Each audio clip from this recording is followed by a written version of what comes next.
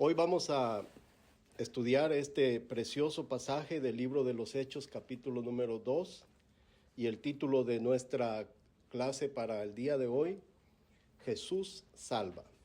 Jesús salva. Hechos, capítulo número 2, el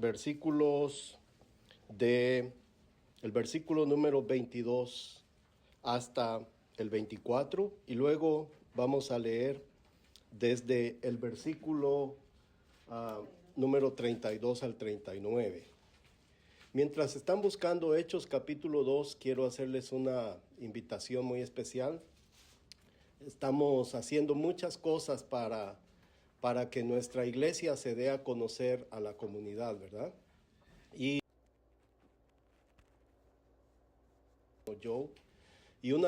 ustedes saben que una de las maneras que ahora se utiliza para darse a conocer es por medio de las redes sociales, ¿verdad? Entonces nosotros queremos invitarlos a que ustedes también se unan a nuestra clase de Pan de Vida en las redes sociales. Tenemos una página de Facebook, tenemos una página de Instagram y también tenemos un canal de YouTube. Se pueden ustedes suscribir al canal de YouTube. Ustedes saben que hace unos días yo perdí los micrófonos, ¿verdad? Yo perdí los micrófonos. Por esa razón nosotros no hemos estado haciendo la grabación. Pero ya esta semana los volví a comprar. Ya nos llegan en el mes de marzo. Y la idea que nosotros queremos es poder transmitir la clase en vivo por medio de YouTube. Entonces, si ustedes algún día no pueden venir a la clase, ustedes la pueden ver o también la pueden compartir con otras personas. La idea, como decimos nosotros, ¿verdad? Como este año es el año de crecer, es poder crecer en todas las áreas de nuestra vida y especialmente poder hacer llegar el mensaje también a muchas personas. Así que únanse a nosotros, a nuestras redes sociales. Si no se han suscrito al canal de YouTube, lo pueden hacer, es muy sencillo. Y ya ahí hay muchos estudios, ¿verdad? Que ustedes ya pueden ver y escuchar y volver otra vez a volver a aprender o a volverlos a escuchar, ¿verdad? Muy bien, yo voy a leer la escritura para avanzar un poquito en el tiempo. Hechos capítulo número 2, versículo 22. Varones israelitas, oíd estas palabras. Jesús Nazareno, varón aprobado por Dios entre vosotros con las maravillas, prodigios y señales que Dios hizo entre vosotros por medio de él, como vosotros mismos sabéis. A entregado por el determinado consejo y anticipado conocimiento de Dios, prendisteis y matasteis por manos de inicuos, crucificándole, al cual Dios levantó, suelto los dolores de la muerte, por cuanto era imposible que fuese retenido por ella. Verso 36. 32. A Jesús resucitó Dios, de lo cual todos nosotros somos testigos. Así que, exaltado por la diestra de Dios y habiendo recibido del Padre la promesa del Espíritu Santo, ha derramado esto que vosotros veis y oís. Porque David no subió a los cielos, pero él mismo dijo el Señor a mi Señor, siéntate a mi diestra hasta que ponga a tus enemigos por estrado de tus pies. Sepa pues ciertísimamente toda la casa de Israel, que a Jesús, a quien vosotros crucificasteis, Dios le ha hecho Señor y Cristo.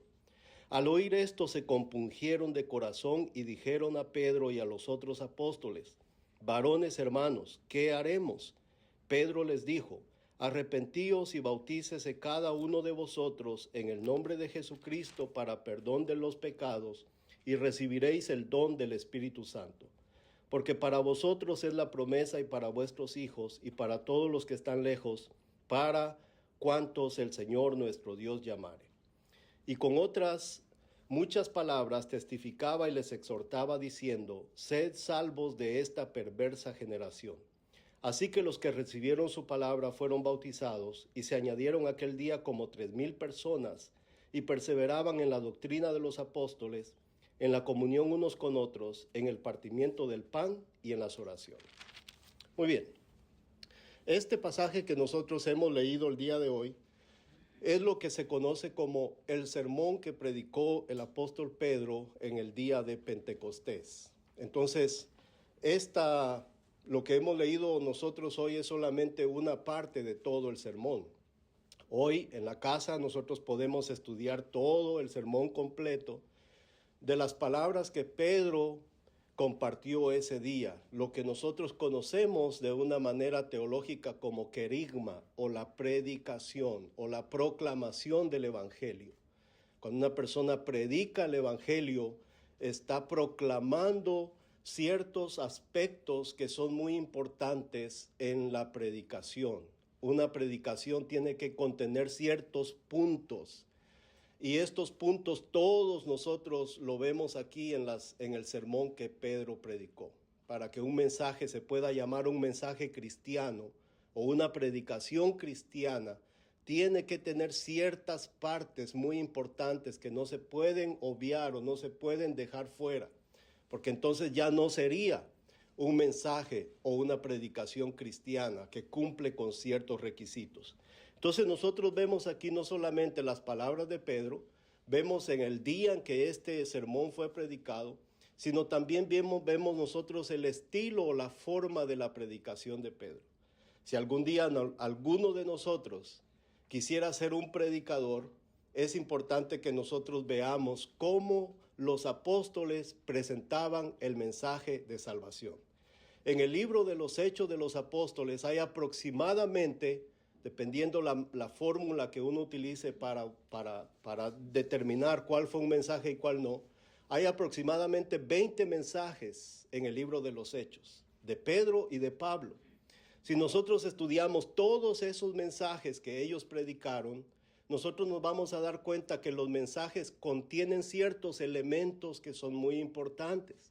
Y cuando nosotros hacemos una presentación del Evangelio, tenemos que estar seguros que esos elementos están presentes para que nuestro mensaje se pueda calificar como un mensaje verdaderamente cristiano o evangelístico que honre a Dios y que le dé a las personas que estén escuchando la oportunidad de escuchar una verdad completa, no solamente una parte, sino una verdad completa.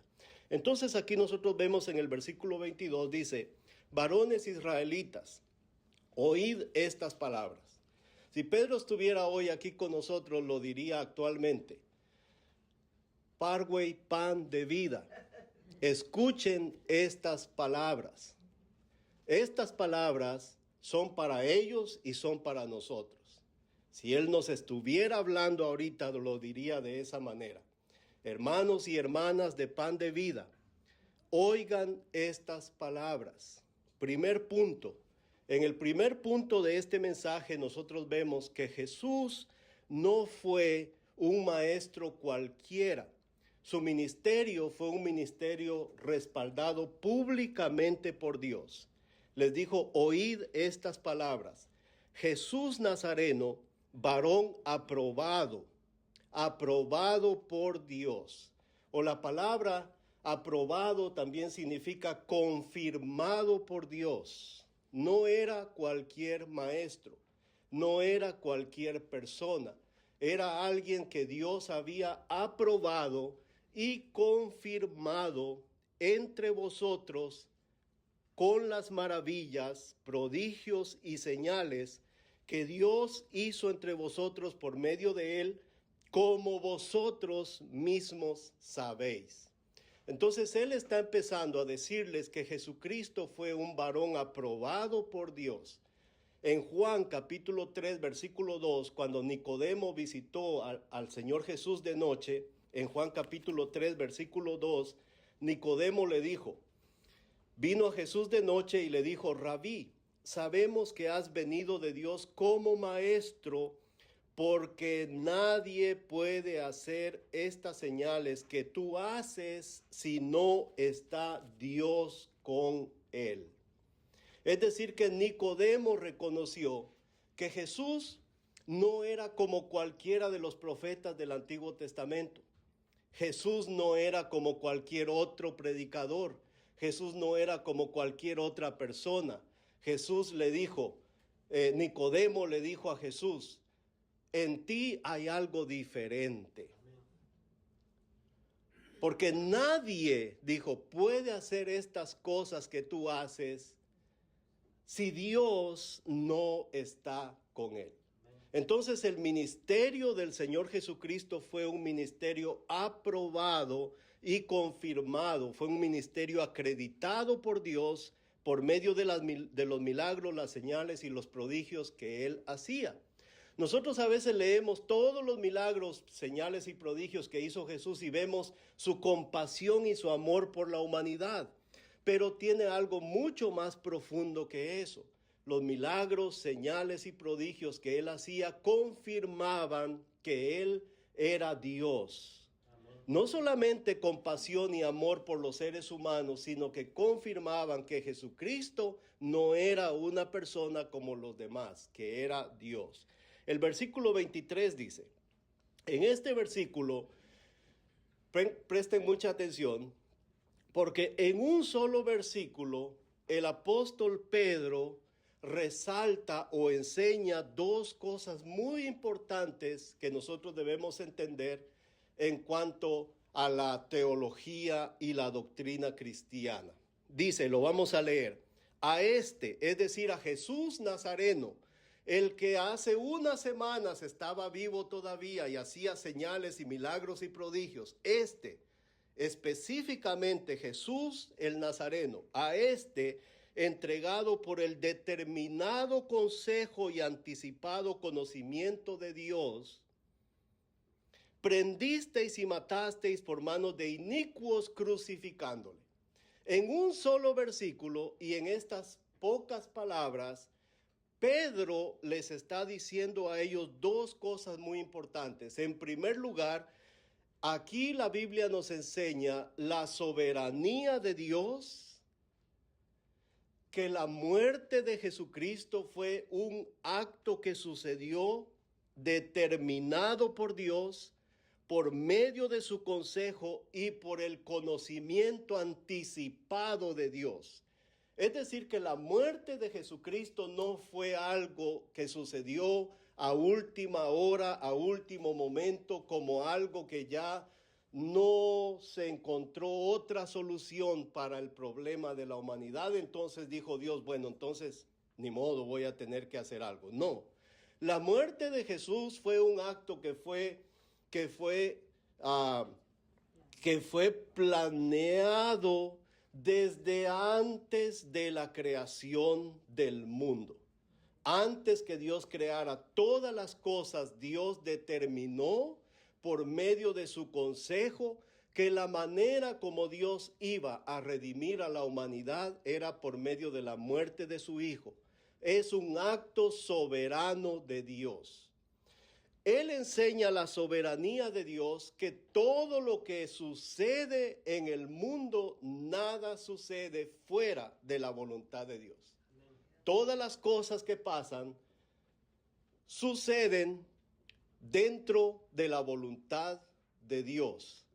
Pero eso también algunas personas podrían decir, bueno, si todas las cosas que pasan y todo lo que sucede es un plan de Dios, entonces, ¿por qué razón nosotros cuando actuamos de cierta manera o cuando nosotros hacemos algo, si todo ya está predeterminado, cómo es que yo soy culpable de las cosas que yo hago? Bueno, aquí está la respuesta, porque la Biblia enseña dos cosas muy importantes. La Biblia enseña la soberanía de Dios completa y la Biblia enseña la responsabilidad de nosotros los seres humanos.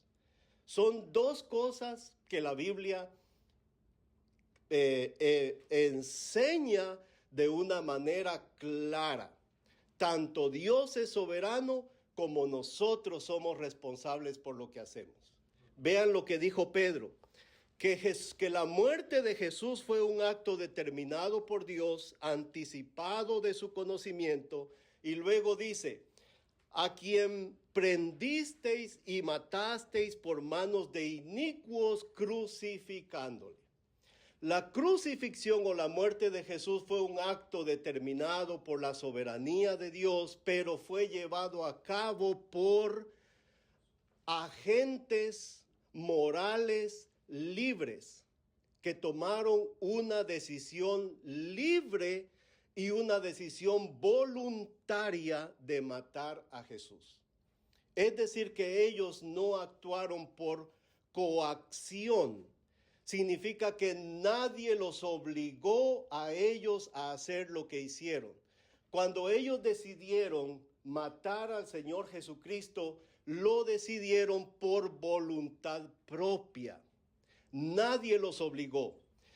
Y el hecho de que ellos hayan tomado una decisión voluntaria, una decisión propia, los hace a ellos responsables de sus actos. Ellos actuaron libremente y ellos participaron sin que nadie los obligara, y el resultado de eso fue su culpabilidad. Ellos eran responsables de lo que habían hecho. ¿Qué significa eso para nosotros? ¿Qué significa eso para nuestra vida? Lo mismo.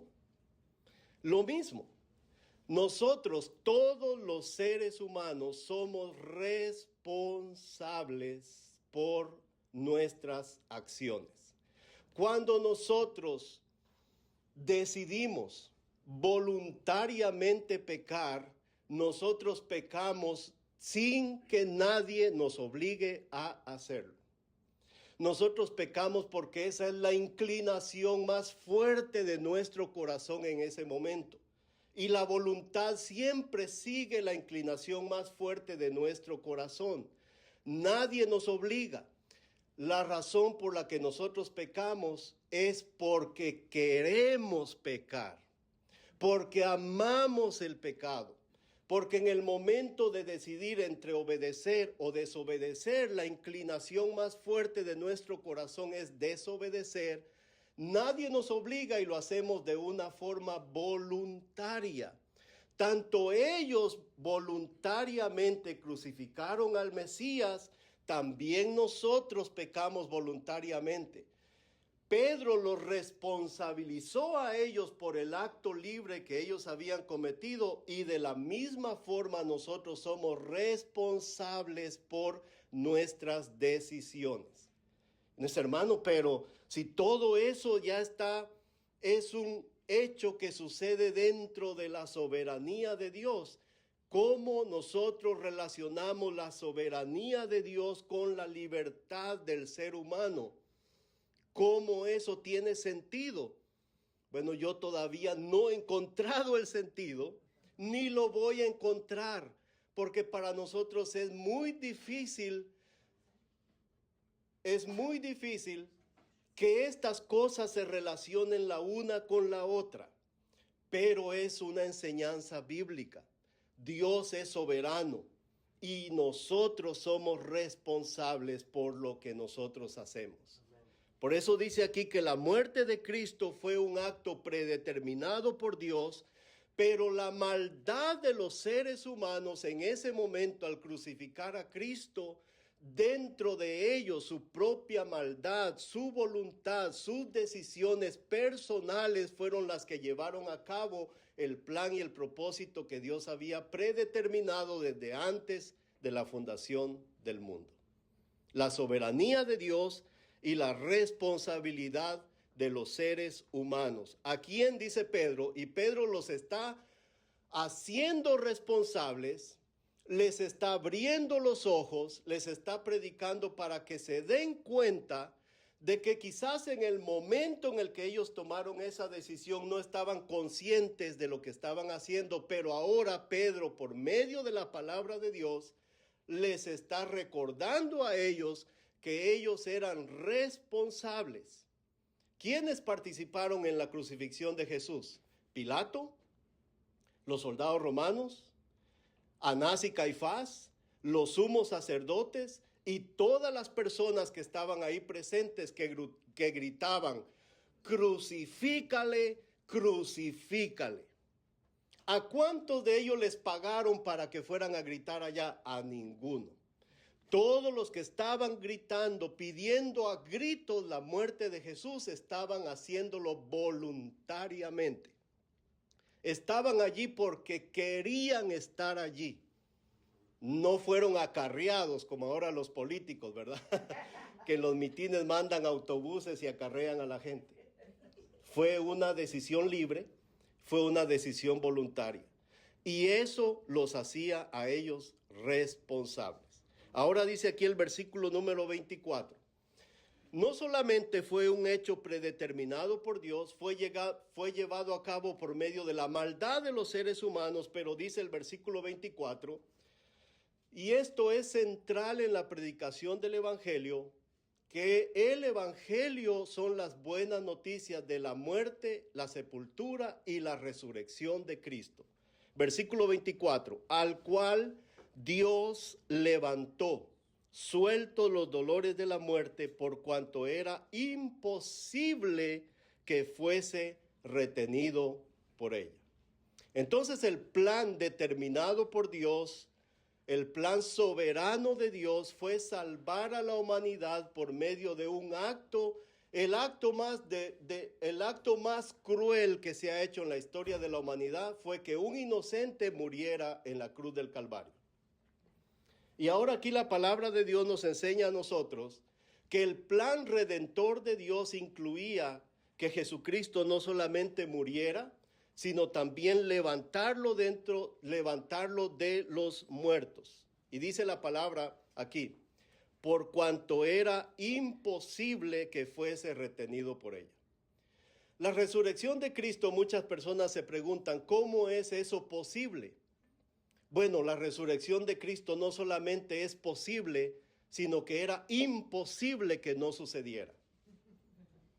No solamente es posible, sino que era imposible que no sucediera. La Biblia lo dice aquí, por cuanto era imposible que fuese retenido por ella. Cristo murió en la cruz, Cristo fue sepultado, pero Cristo resucitó de entre los muertos.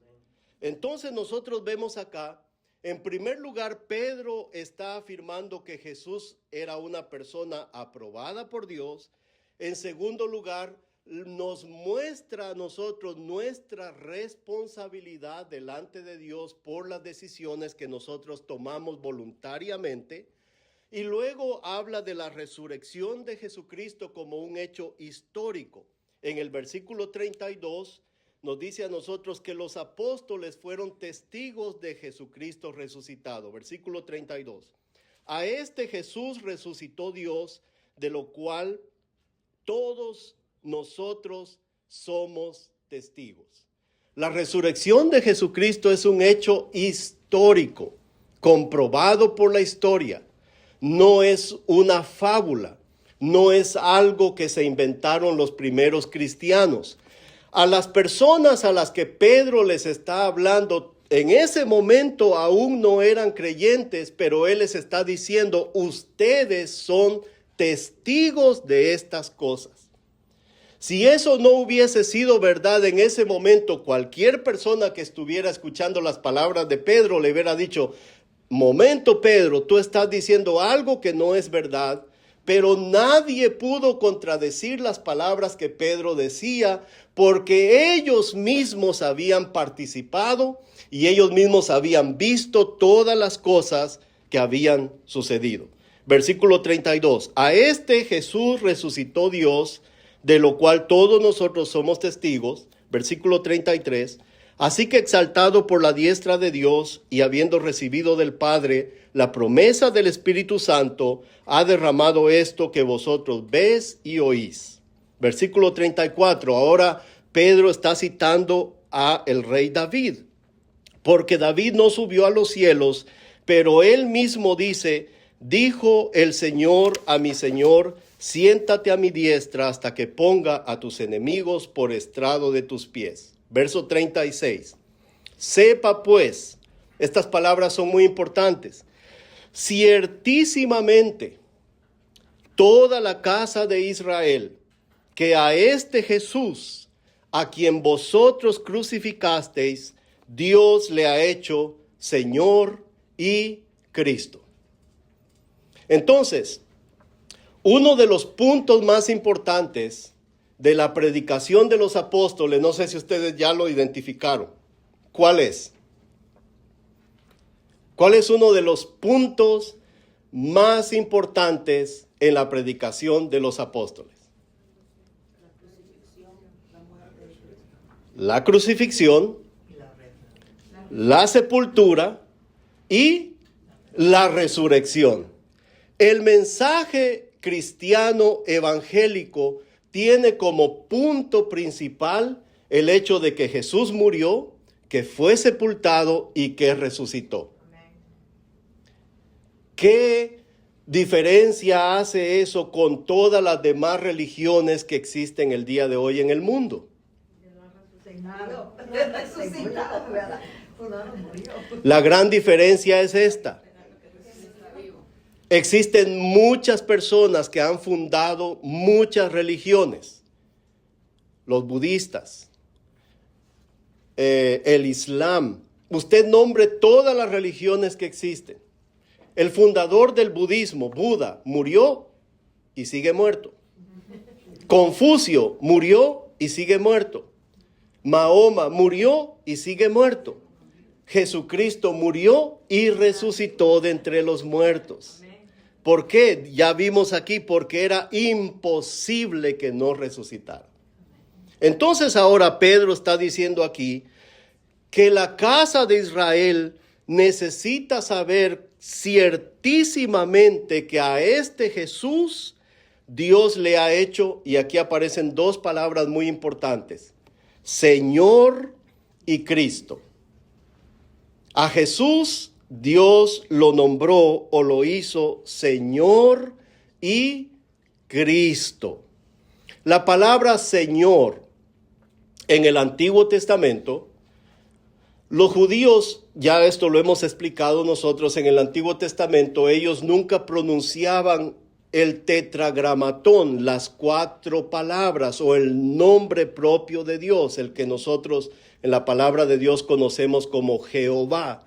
Entonces a él lo llamaban por otros nombres y uno de ellos era el nombre Adonai. La palabra Adonai significa Señor. Entonces aquí lo que Pedro está diciendo, que Jesucristo ahora utiliza el mismo nombre que ellos utilizaban en el Antiguo Testamento, ahora Jesucristo es Señor.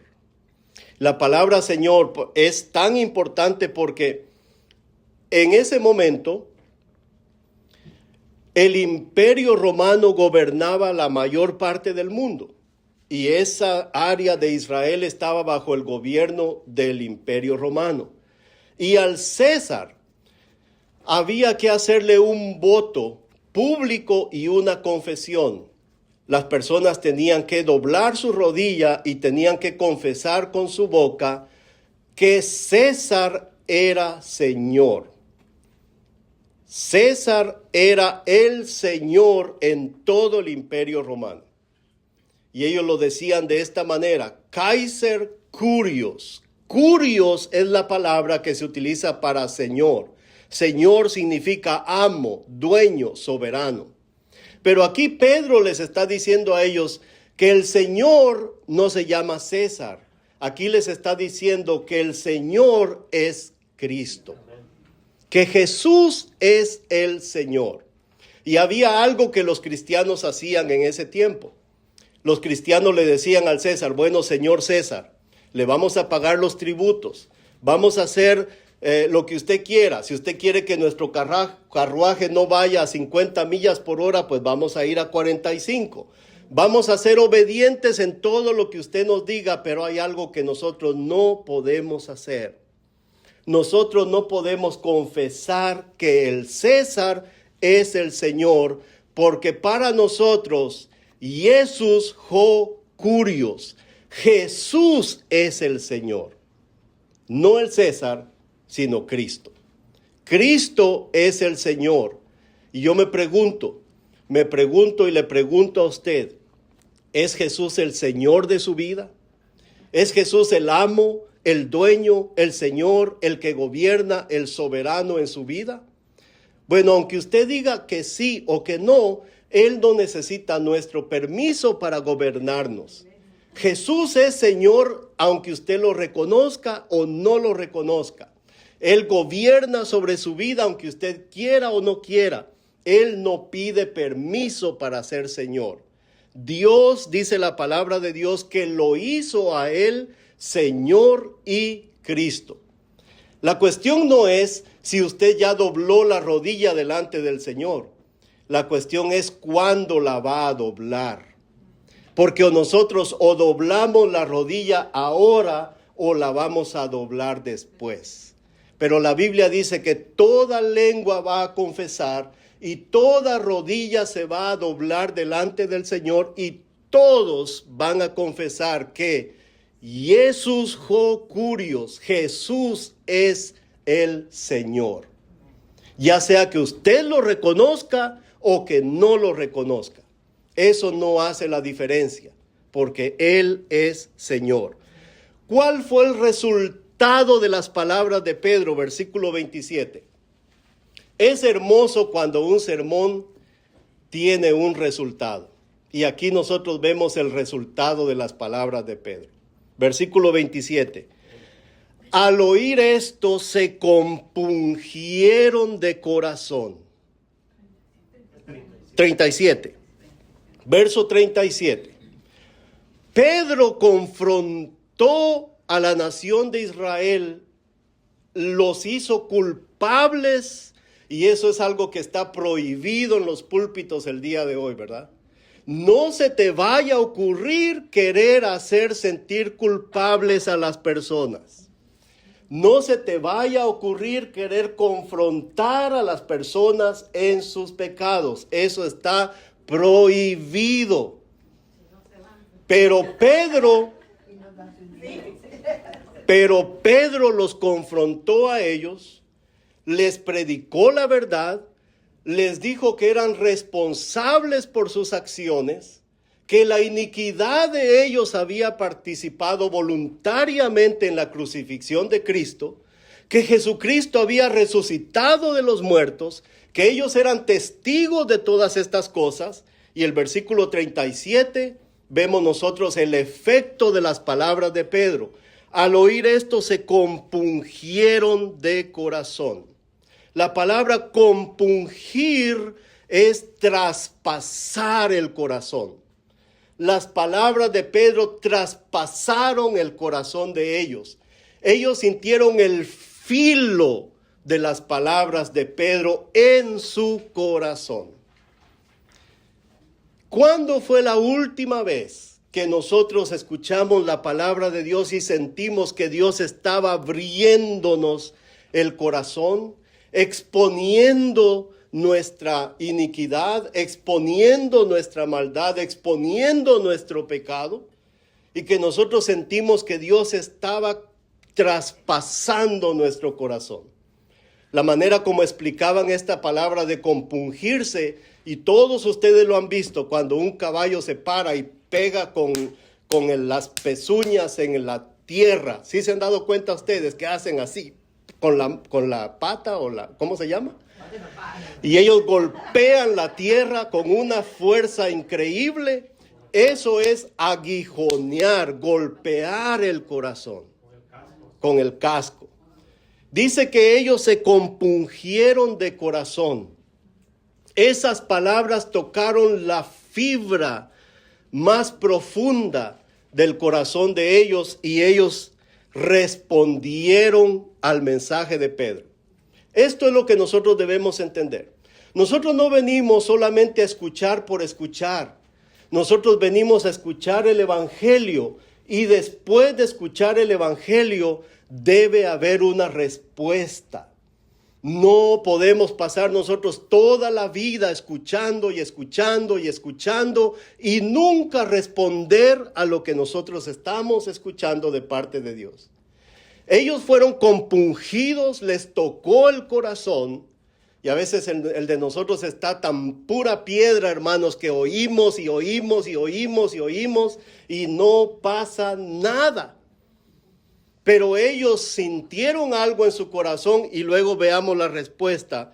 Y dijeron a Pedro y a los otros apóstoles: varones, hermanos, ¿qué haremos?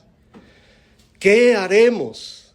Nosotros somos culpables. Nosotros somos responsables. Nosotros participamos voluntariamente y matamos a un inocente. Es un crimen lo que hemos cometido. ¿Y ahora qué hacemos?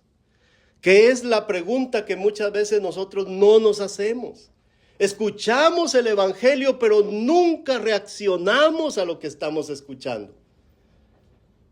Nunca nos ponemos a pensar que Dios demanda de nosotros una respuesta. ¿Qué haremos?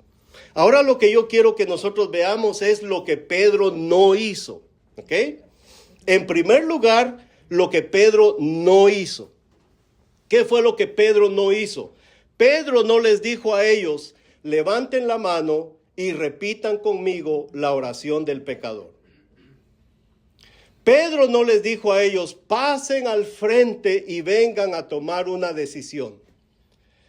Pedro no les dijo a ellos que la decisión estaba en el corazón de ellos. Nunca les dijo: repitan conmigo esta oración. Eso fue lo que Pedro no hizo. ¿Qué fue lo que Pedro no prometió? Bueno, ya dijimos lo que no hizo. ¿Qué fue lo que Pedro no prometió? Y aquí vamos a ver la respuesta. Pedro no les prometió a ellos prosperidad. Pedro no les prometió sanidad. Pedro no les prometió éxito. Pedro no les habló de que ellos ahora iban a desarrollar todo su potencial. Entonces Pedro no les dijo a ellos: repitan conmigo y entréguenle su corazón a Jesús, ábranle el corazón a Jesús para que Él pueda venir a su corazón y entonces ustedes van a ser salvos. Pedro no dijo eso. Pedro no les prometió otra cosa. La respuesta de Pedro en el versículo número 38. El día que usted y yo tengamos la oportunidad de presentar el Evangelio de Jesucristo, esto es lo que la persona necesita escuchar. Número 1, el mensaje de Cristo, su muerte, su sepultura, su resurrección. Número 2, su culpabilidad y su responsabilidad personal delante de Dios, porque peca voluntariamente sin que nadie lo esté forzando ni obligando. Número 3, Jesús es el Señor y usted necesita responder. ¿Qué es lo que usted tiene que hacer? Versículo número 38. Pedro les dijo: arrepiéntanse. Arrepiéntanse. No les hizo promesas. No les dijo que abrieran su corazón a Jesús. Pedro les dijo: arrepiéntanse. Ni tampoco llamó personas al altar. Al principio de la clase, el hermano Joe estaba buscando la traducción literal de un greeter, ¿verdad que sí? Y no encontramos una palabra que se traduzca literalmente como greeter. Presten atención a esto. La mayoría de los comentaristas del Nuevo Testamento, de los que estudian griego, koiné, que es el idioma en el que se escribió el Nuevo Testamento, muchos, yo ya he estudiado esta palabra, he estudiado los puntos de vista de diferentes personas que conocen la lengua, y la mayoría están de acuerdo de que la palabra que aparece en español en el Nuevo Testamento por arrepentirse es una palabra mal traducida. Porque hay palabras que no tienen una traducción literal, y gracias a Dios que el hermano Joe se fue por ese caminito al principio de la clase, porque nos dimos cuenta que hay palabras que no se pueden traducir de una manera literal porque no comunican el mensaje. La palabra arrepentirse que aparece en español en el Nuevo Testamento es una mala traducción, porque no da la idea de lo que los autores querían comunicar. La palabra arrepentirse en el idioma original en griego es la palabra metanoia. Y la palabra metanoia, cuando nosotros pensamos en arrepentimiento, y si ustedes lo han visto en las iglesias, que un evangelista llama a la gente a arrepentirse, pasan al frente y vienen a llorar y sienten emociones y ellos dicen, ya me arrepentí. Porque nosotros pensamos que arrepentirnos es sentir remordimiento por las cosas malas que nosotros hemos hecho. Ahorita te... Entonces, si nosotros pensamos en remordimiento, Judas también sintió remordimiento, pero no arrepentimiento. Porque sentir remordimiento por algo malo que yo he hecho no necesariamente significa que me estoy arrepintiendo. Ya se me está acabando el tiempo, pero denme un par de minutos, se los voy a ejemplificar. Les voy a poner un ejemplo y tal vez no les guste a ustedes, pero si un marido engaña a su esposa teniendo relaciones sexuales fuera del matrimonio, eso se llama adulterio.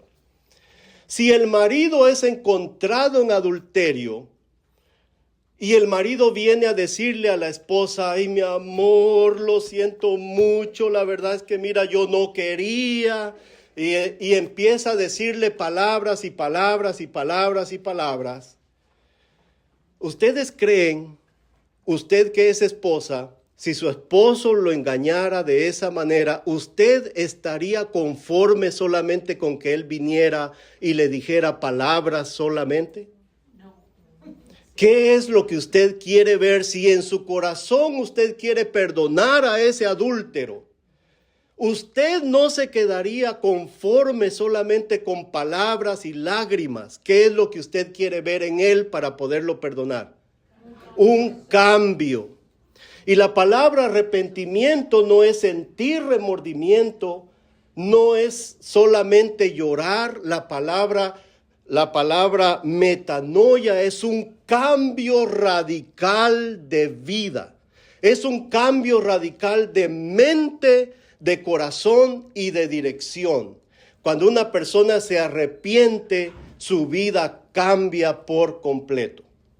Y eso es lo que Pedro les dijo a ellos, arrepiéntanse, cambien su manera de pensar, cambien su vida, cambien todo lo que ustedes son, y ese cambio se produce en el corazón por la obra del Espíritu Santo en nosotros. Amén. Y nosotros tenemos que responder al Evangelio con un cambio en nuestra vida, no con lágrimas de cocodrilo, sino con una vida completamente transformada. Hay varias preguntas, vamos a empezar con sí. ¿Qué relación hay entre el arrepentimiento y recibir el Espíritu Santo? Ok, vamos a pasar un poquito más abajo. Aquí dice en el versículo número 38. Leamos el mismo versículo y ahorita ya hermana Elgin también tiene una pregunta, pero es muy importante tu pregunta. Pedro les dijo, arrepentíos y bautícese, es decir, que el bautismo sigue al arrepentimiento, no es antes, ¿ok? Por eso nosotros no bautizamos niños, nosotros bautizamos personas que han hecho una confesión pública de su fe. Arrepentíos en el nombre de Jesucristo. Lo que Pedro les prometió, aquí está la promesa, el perdón de los pecados. Ya dijimos lo que no les prometió, pero aquí vemos lo que sí prometió. ¿Qué? Perdón de pecados. Y luego dice, y recibiréis el don del Espíritu Santo. En el momento, escucha bien toda la clase, en el momento en el que una persona responde al Evangelio y al llamado interno del Espíritu Santo en su corazón y se arrepiente y nace de nuevo, en ese momento la persona recibe el Espíritu Santo. Instantáneamente. No son dos actos que suceden separados del tiempo. Una persona no acepta a Cristo hoy y recibe el Espíritu Santo dentro de un año. No, cuando la persona cree en Cristo como Salvador personal, automática e inmediatamente el Espíritu Santo viene a morar a su corazón. Instantáneamente. En ningún lugar de la Biblia se nos dice que nosotros tengamos que pedirle al Espíritu Santo que venga a morar a nuestra vida. Porque el Espíritu Santo viene a morar al corazón de toda persona que ha puesto su confianza en Cristo para su salvación. Y sucede sin que tú lo pidas, sucede muchas veces sin que te des cuenta que ha sucedido, pero ya sucedió. 1 Corintios capítulo 3, versículo 16. ¿O no sabéis que vuestro cuerpo es templo y morada del Espíritu Santo? Es la pregunta que Pablo le hace a los corintios. ¿Acaso no lo saben? 1 Corintios 3, 16. ¿Ok? Entonces, ¿sí respondí tu pregunta? Prácticamente el arrepentimiento debe de nacer de nosotros. No. No es porque lo pasen al frente y que te digan que debes aceptar a Jesús inmediatamente, instantáneamente. El arrepentimiento trae la fe y eso viene el Espíritu Santo. Wow, ¿quién te enseñó teología a ti? Qué bendición, sí. Hay un solo punto allí corregible que se puede corregir. El arrepentimiento es nuestra respuesta al llamado de Dios en nuestro corazón. Nosotros no nos arrepentimos por voluntad propia, nosotros nos arrepentimos porque Dios nos está llamando por el Evangelio. Lo que pasa es que nosotros no vemos eso, lo que nosotros vemos es el acto público que la persona hace, pero eso es una respuesta. Por eso dice el versículo número 39, la parte final del versículo dice, para cuantos el Señor nuestro Dios llamare. Entonces el que hace el llamado interno que nosotros no vemos es el Señor, pero nosotros somos responsables de nuestra respuesta. Nosotros tenemos que hacer un paso, nosotros tenemos que confesarlo públicamente, rendir nuestra vida y decir, Jesús ho curios, Jesús es mi Señor, mi Salvador. Esa es, y los otros puntos que tú dijiste, el orden, el que diste, wow, es como que si ya hubieras estudiado teología 20 años. ¿Sí, hermana Elgin? Solo quería agregar otro ejemplo del remordimiento, por ejemplo, cuando alguien se muere y la persona a lo mejor nunca estuvo con la persona o no le cuidó, por ejemplo. Entonces, muchas veces el remordimiento lo que lleva es al suicidio, porque ellos mismos no se perdonan. No están, por ejemplo, lo mismo que pasó exactamente con Judas. Pero cuando es el arrepentimiento, o sea, precisamente uno reconoce lo que estuvo mal y cambia. Sí, es un cambio de nuestra vida y ese cambio no se produce por la voluntad humana, sino que es la obra del Espíritu Santo en el corazón del creyente. Nosotros respondemos y somos responsables de nuestra respuesta. Si una persona escucha el Evangelio y no responde, es responsable por no responder. Porque nosotros tenemos que responder al llamado de Dios en nuestra vida. Yo sé que tal vez hay muchas personas en nuestra clase que han estado escuchando el Evangelio por mucho tiempo y Dios ha estado hablando a su corazón. Hermano, responda. Porque si usted no responde positivamente, automáticamente está respondiendo negativamente y usted es responsable por esa negación al Evangelio de Jesucristo. Muy bien. Señor, te damos gracias por tu palabra, Señor. Gracias, Señor, por la oportunidad que tenemos de estudiarla. Y gracias, Señor, por la obra que tú haces en la vida de cada uno de nosotros. Oramos, Señor, por los hermanos, los amigos que aún no han respondido a tu palabra, Señor, para que tú hagas la obra dentro de ellos, Padre Celestial. Te damos gracias, Señor, por haber enviado a tu Hijo a morir en la cruz por nosotros, por nuestros pecados. En el nombre de Jesús. Amén. Gracias, hermanos.